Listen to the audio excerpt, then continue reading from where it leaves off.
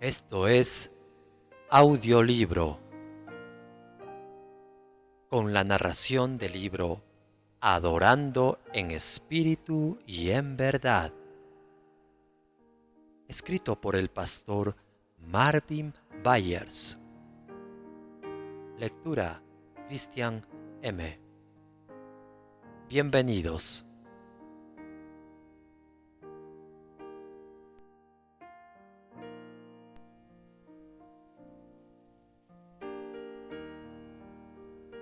Capítulo 5. La actividad más importante en la morada de Dios.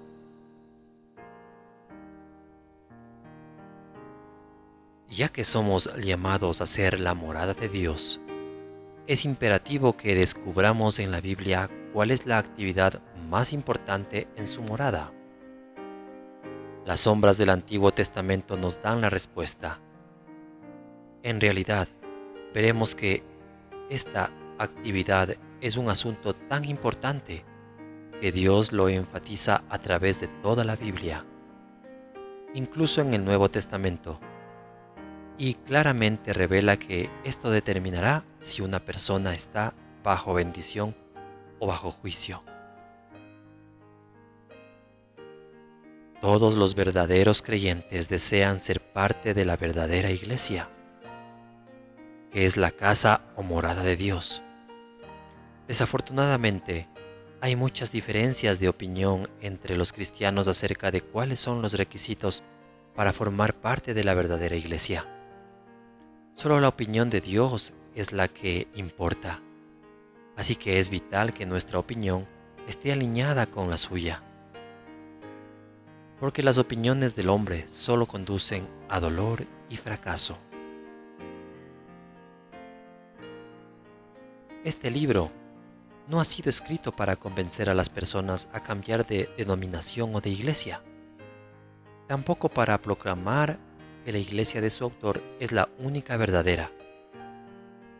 Por el contrario, fue escrito para revelar a todo aquel que ama al Señor Jesús la manera en que un cristiano nacido de nuevo puede llegar a ser tan agradable al Señor que se convierta en su morada continua. La Biblia no deja duda acerca de cuál es el camino que nos lleva a esa intimidad con Dios. Él nos da el secreto desde su primera morada. Como hemos visto, el tabernáculo de Moisés fue el primer lugar donde Dios habitó literalmente entre los querubines sobre el arca del pacto. Por medio de este tabernáculo, Él revela lo que es absolutamente esencial para que nosotros lleguemos a ser el lugar de su habitación. Sus otras dos moradas en el Antiguo Testamento, el tabernáculo de David y el templo de Salomón, también lo confirman. La historia comienza en Éxodo capítulo 25. En los primeros 9 versos, Dios le dice a Moisés que quiere habitar con Israel, pero que ellos necesitan ofrecer ciertas cosas que serán usadas para construir su morada de acuerdo a un patrón preciso. Luego en Éxodo capítulo 25, verso 10, introdujo el primer mueble en su casa, el cual era por mucho la pieza más importante, el arca sobre la cual él literalmente moraría. Como ya hemos visto, el arca es simbólica del corazón humano y Él quiere morar en nuestro corazón. Más adelante, en Éxodo 25:10 y hasta Éxodo 27:21, Dios le ha dado a Moisés el diseño detallado del tabernáculo. Por supuesto, su casa también necesitaría sacerdotes o líderes. Así, Éxodo 28 se refiere a las vestiduras de los sacerdotes y Éxodo 29 explica cómo estos debían ser consagrados. Pero luego, tan pronto como los sacerdotes fueron consagrados, se revela cuál sería su actividad más importante cada mañana y cada tarde, o sea, el principal ministerio y propósito en su casa. Nosotros también somos llamados a ser sacerdotes para Dios, Apocalipsis capítulo 1 verso 6 y 21 verso 6. A través de los sacerdotes naturales y terrenales, el Señor nos ha revelado los secretos para llegar a ser sacerdotes celestiales y espirituales que deleiten su corazón. Sabemos que ese es el caso, porque el tabernáculo de Moisés fue una sombra de su morada celestial y eterna, como Hebreos 8, del 1 al 5 lo explica claramente. Alguien podría preguntar, ¿cómo podemos ser nosotros el tabernáculo del Señor y al mismo tiempo ser sacerdotes en este tabernáculo? El apóstol Pedro nos da la respuesta: vosotros también, como piedras vivas, sed edificados como casa espiritual y sacerdocio santo, para ofrecer sacrificios espirituales aceptables a Dios por medio de Jesucristo. Primera de Pedro 2:5. Pedro no vio ningún conflicto en ser la casa del Señor y a la vez ser sacerdotes en esa casa. Para tener fe, no necesitamos entender cada detalle de la verdad de Dios, y esto se aplica a cualquier área de verdad. Como hemos visto, el tabernáculo es nuestro cuerpo, en el cual el Señor vive, segunda de Pedro, capítulo 1, versos 13 y 14. Él habita en nuestros corazones. Además del corazón, en nuestro cuerpo hay otros órganos importantes que también representan ciertos aspectos de nuestra vida espiritual. Paréntesis, refiérase a la nota que ponemos en este instante en el video de audiolibro.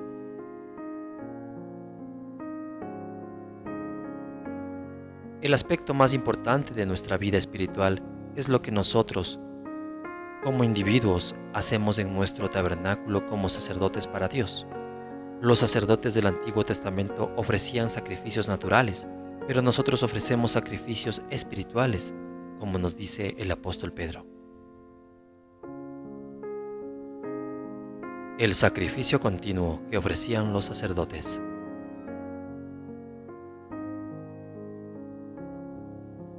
¿Qué les mandó Dios a los sacerdotes que hicieran en el tabernáculo?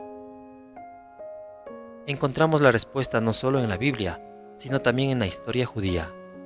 Lo primero que hacían los sacerdotes al entrar al tabernáculo cada mañana, después de lavarse en la fuente de bronce, y la última cosa que hacían cada tarde antes de dejar el tabernáculo, se explica en Éxodo capítulo 29 versos 38 al 46. Este pasaje es el primer mandamiento que el Señor dio a sus sacerdotes recién consagrados. Consideremos lo que Él les encargó que hicieran continuamente. Esto es lo que ofrecerás sobre el altar: 2 corderos de 1 año cada día continuamente. Ofrecerás uno de los corderos por la mañana y el otro cordero ofrecerás a la caída de la tarde. Además, con cada cordero, 1/10 parte de un efa de flor de harina amasada con la 1/4 parte de un hin de aceite de olivas machacadas. Y para la libación, la 1/4 parte de un hin de vino, y ofrecerás el otro cordero a la caída de la tarde, haciendo conforme a la ofrenda de la mañana y conforme a su libación, en olor grato, ofrenda encendida a Jehová. Esto será el holocausto continuo por vuestras generaciones, a la puerta del tabernáculo de reunión, delante de Jehová, en el cual me reuniré con vosotros para hablaros allí. Allí me reuniré con los hijos de Israel, y el lugar será santificado con mi gloria, y santificaré el tabernáculo de reunión y el altar, santificaré asimismo a Aarón y a sus hijos, para que sean mis sacerdotes, y habitaré entre los hijos de Israel, y seré su Dios, y conocerán que yo soy Jehová su Dios, que los saqué de la tierra de Egipto, para habitar en medio de ellos, yo Jehová su Dios. ¿Qué tan importante es el holocausto continuo? En el pasaje anterior, en el contexto del holocausto continuo, el Señor promete encontrarse con nosotros, hablarnos, santificarnos y santificar su morada con su gloria. Todo creyente verdadero estaría encantado de tener todas estas increíbles bendiciones. podemos tenerlas si aprendemos a ofrecer el holocausto continuo espiritual que el Señor busca de nosotros. Queremos descubrir en este libro cómo ofrecer este sacrificio como creyentes neotestamentarios. En Números capítulo 28 y 29, el Señor detalla muchos sacrificios distintos que a los sacerdotes y al pueblo les estaba ordenado ofrecer a su tiempo. Verso 2. En el capítulo 28, el primer sacrificio de la lista de Dios es el holocausto continuo, que era ofrecido cada mañana y cada tarde. Versos 3 al 8. Luego seguía una ofrenda especial para cada Shabbat. Versos 9 al 10. Después venían las ofrendas al comienzo de cada mes, versos 11 al 16. Luego las ofrendas para cada uno de los 7 días de la Pascua, versos 16 al 25. Finalmente, las ofrendas para la presentación o entrega de las primicias, versos 26 al 31. A continuación, en Números capítulo 29, en el día de sonar las trompetas, se daban ofrendas especiales, versos 1 al 6. Luego las ofrendas para el día de expiación, versos 7 al 11. Finalmente las ofrendas para cada uno de los 7 días de la fiesta de los tabernáculos, versos del 12 al 38. Cada vez que leemos estos dos capítulos, debería llamar nuestra atención su mensaje principal. Después de las muchas ofrendas a su tiempo, el Señor les recuerda que estas ofrendas debían ofrecerse además del holocausto continuo y su libación.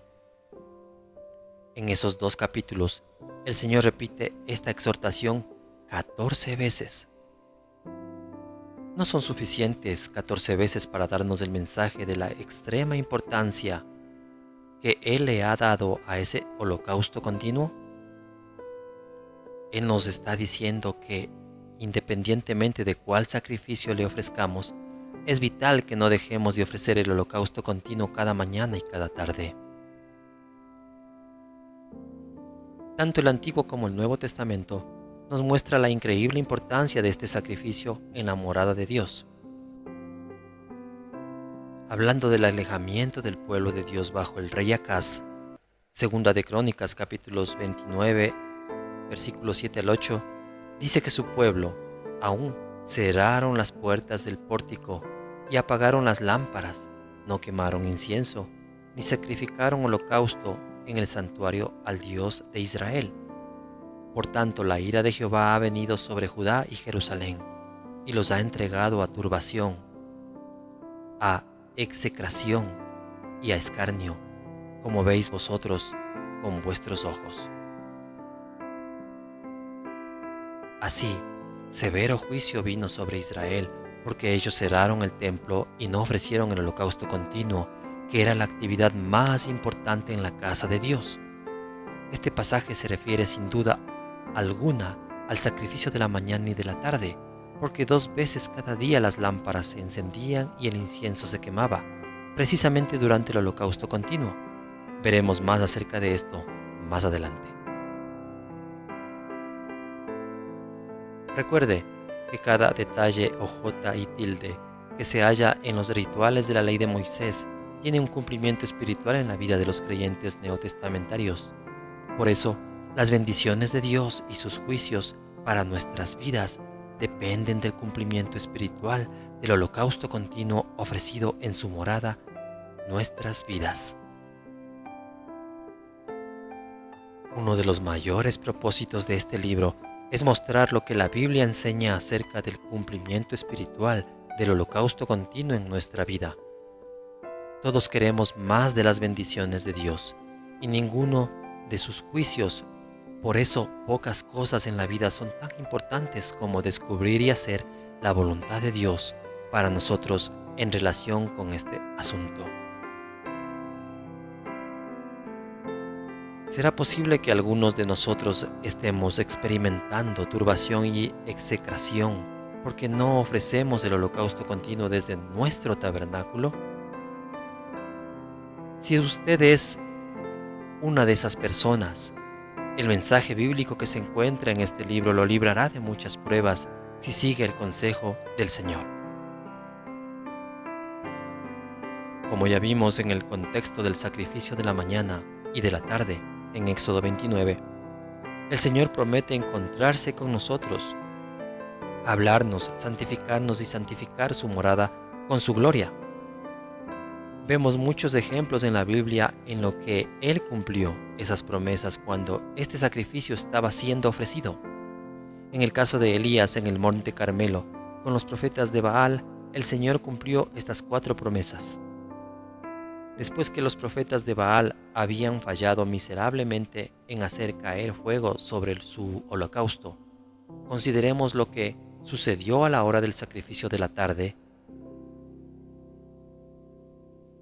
Y sucedió que a la hora de ofrecer el sacrificio de la tarde, el profeta Elías se acercó y dijo: «Oh Señor, Dios de Abraham, de Isaac y de Israel, que se sepa hoy que tú eres Dios en Israel, que yo soy tu siervo y que he hecho todas estas cosas por palabra tuya.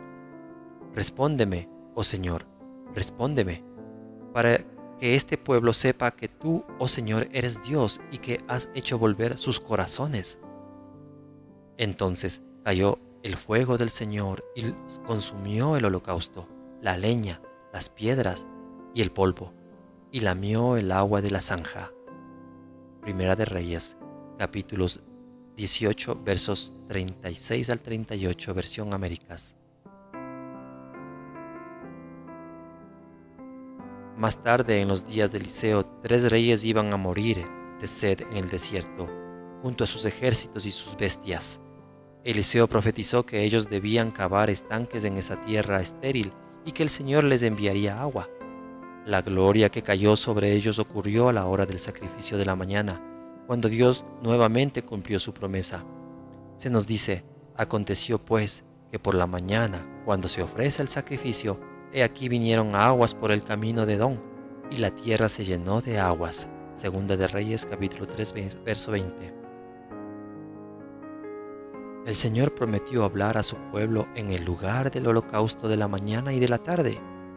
Él cumplió esa promesa con Daniel, mientras él ayunaba y oraba pidiendo que Dios considerara misericordia a Israel cuando aún estaba en su cautiverio babilónico. Daniel se dio cuenta de que era el tiempo para que la nación fuera restaurada. Así que oró y ayunó. Esto es lo que Dios hizo. El varón Gabriel, a quien había visto en la visión al principio, volando con presteza, vino a mí como a la hora del sacrificio de la tarde, y me hizo entender, y habló conmigo diciendo: «Daniel, ahora he salido para darte sabiduría y entendimiento». Daniel capítulo 9, versos 21 al 22. Por medio de Gabriel, al tiempo del holocausto continuo, Dios le dio a Daniel uno de los más importantes mensajes proféticos de toda la Biblia. La historia de Esdras y de los judíos que retornaron del cautiverio babilónico también muestra que ellos entendían cuán crucial es el holocausto de la mañana y de la tarde para tener el fervor de Dios. Considere qué fue lo que primero ellos restauraron cuando regresaron de Babilonia. Entonces se levantaron Jesúa, hijo de Josadac, y sus hermanos los sacerdotes, y edificaron el altar del Dios de Israel para ofrecer sobre él holocaustos, como está escrito en la ley de Moisés, y ofrecieron sobre él el holocausto a Jehová, holocaustos por la mañana y por la tarde. Esdras capítulo 3, versos 2 al 3. Muchos estudiosos de la Biblia creen que el cuerno pequeño que se encuentra en Daniel capítulo 8, versos 9 al 11, es el anticristo. Independientemente de quién pueda ser este cuerno pequeño en los últimos días, podemos estar seguros de que es un instrumento de Satanás. Si el sacrificio continuo no es esencial en la morada de Dios, debiéramos preguntarnos, ¿por qué entonces este cuerno pequeño concentraría sus esfuerzos en suprimir ese sacrificio del santuario de Dios. Daniel capítulo 8, verso 11 nos dice: Aún se engrandeció contra el príncipe de los ejércitos, y por él fue quitado el continuo sacrificio, y el lugar de su santuario fue echado por tierra. Obviamente, Satanás entiende la importancia de este sacrificio. Él sabe que la morada de Dios será derribada si tiene éxito en remover el holocausto continuo. Hablando espiritualmente, esto es verdad para cada uno de los que anhelamos ser la morada de Dios. Aquí debiéramos hacernos algunas preguntas de peso eterno. ¿Sería posible que Satanás ya haya tenido éxito en suprimir el holocausto continuo del templo de Dios, la iglesia? ¿Cuánta enseñanza y énfasis se hace hoy en la iglesia acerca de este tema? La siguiente pregunta básicamente responde a las dos preguntas anteriores. ¿Cuántos cristianos hoy en día ofrecen el holocausto continuo de acuerdo a los caminos e instrucciones de Dios? Obtendremos las respuestas a estas preguntas en capítulos posteriores. En realidad, en Hebreos, el continuo sacrificio ni siquiera aparece. En el caso de Daniel capítulo 8, verso 11, la única palabra hebrea en este texto es el continuo. Es la misma palabra que aparece en Éxodo capítulo 29, verso 42, donde el Señor les dice a los sacerdotes: esto será el holocausto continuo por vuestras generaciones. En otras palabras, los traductores reconocieron que Daniel se estaba refiriendo al holocausto continuo de cada mañana y cada tarde. Aunque no es una traducción literal, definitivamente da la idea correcta. A la luz de estos eventos en la historia bíblica, ¿cómo podemos ignorar la enorme importancia que tiene el holocausto de la mañana y de la tarde en el plan de Dios para cada uno de nosotros? El deseo de Satanás es quitar el sacrificio de la mañana y de la tarde del santuario de Dios, de su morada. Como está implícito anteriormente, veremos que Satanás ya ha tenido éxito en lograr esto en la mayoría de creyentes, y una de las principales razones por la que el pueblo de Dios, su iglesia, falla en este aspecto, no es tanto porque se rehúse voluntariamente a obedecer al Señor, es más bien porque pastores, maestros y líderes ni siquiera han traído a la atención de la iglesia esta verdad tan esencial y de tanta importancia para el Señor. Consideremos esta significativa declaración del Señor, que ciertamente se aplica a este asunto. Mi pueblo fue destruido porque le faltó conocimiento. Por cuanto desechaste el conocimiento, yo te echaré del sacerdocio, y porque olvidaste la ley de tu Dios, también yo me olvidaré de tus hijos. Oseas capítulo 4, verso 6. Para que este holocausto espiritual sea aceptado por Dios, debemos ofrecerlo a la manera de Dios y no a nuestra manera. Veremos en los próximos capítulos cuál es la manera de Dios y quiera Él darnos gracia para aceptar su camino, para comenzar a experimentar todas las maravillosas bendiciones asociadas en este holocausto tan extremadamente importante. La ausencia de este sacrificio en el tabernáculo espiritual de la mayoría de cristianos es una de las razones principales por las que la mayoría no son bendecidos a la medida que Dios ha ordenado para ellos. En muchos casos, los cristianos están bajo la mano disciplinaria de Dios en vez de estar bajo su mano de bendición, y ni siquiera saben por qué.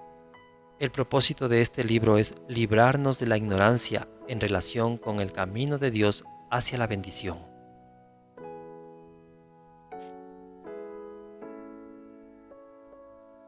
Otro lugar en donde, increíblemente, se encuentra este holocausto. El holocausto de la mañana y de la tarde se encuentra en muchos otros lugares de la Biblia, pero queremos ver solo uno más, que debería llenar para nosotros la importancia que Dios le da a este sacrificio. Cronológicamente, fue el primer evento en el Nuevo Testamento. En Lucas capítulo 1, versos 5 al 25, Zacarías, un hombre muy entrado en años y cuya esposa también muy anciana era estéril, estaba ofreciendo incienso en el lugar santo del templo. Como mencioné anteriormente en este capítulo, el incienso era una parte muy importante del holocausto continuo de la mañana y de la tarde, lo cual veremos más adelante. Fue en ese momento que el ángel Gabriel se le apareció de una forma muy similar a como se le apareció a Daniel cuando ese sacrificio estaba siendo ofrecido. Dios le habló a Zacarías a través de Gabriel, cumpliendo una vez más su promesa de hablarle a su pueblo en el lugar del holocausto continuo. El Señor también santificó con su gloria ese lugar de una forma impresionante, porque como resultado de la visitación de Dios a Zacarías, su esposa concibió y dio a luz a Juan el Bautista, el precursor de Cristo. ¿Fue eso pura coincidencia o fue más bien un testimonio divino que enfatiza la importancia de este holocausto también para los creyentes neotestamentarios? Lejos de ser una coincidencia, veremos en capítulos posteriores el nexo de David con este sacrificio. La Biblia revela que la fidelidad de David al ofrecer este holocausto esencial de una forma espiritual fue precisamente la razón por la que Dios le prometió que el Mesías vendría a través de él. ¿Desea usted que su vida también sea una revelación del Mesías al mundo? Veremos que esto es lo que Dios quiere para la vida de todos nosotros, pero este sacrificio es esencial para que eso se haga realidad.